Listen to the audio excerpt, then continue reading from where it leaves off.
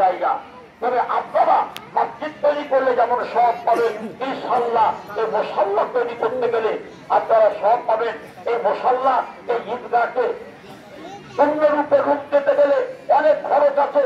আগে আপনাদেরকে বলবো, কে রাখবেন আর কে বলবেন, এই ঈদগাহ হয়তো থেকে যাবে। যেমন আমাদের প্রাচীন ঈদগাহ এখন পর্যন্ত আছে। প্রাচীন লোকগুলোকে আমি দেখেছি প্রথম কাতারে বসে থাকতেন, এখন একটাও লোককে দেখতে পাই না।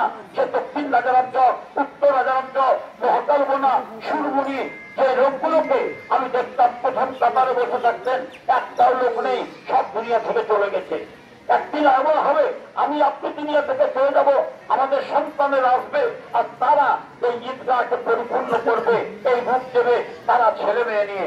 আসুন এই ঈদগাহ তৈরি করার জন্য আপনারা এই 1000, 5000, 10,000 কে কি দিবেন, অন্তত পক্ষে আপনাদের কাছে আমি অনুরোধ করছি, অন্তত পক্ষে 500 টাকা করে টাকা আপনারা এই ঈদগাহে দান করবেন।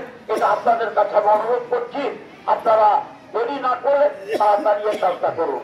একটার থেকে কেউ চলে যাবেন না, না দিতে গেলে অন্তত পক্ষে চলে যাবেন না। যারা দিবে তাদের জন্য দোয়া করবেন, এটাই আমার কথা।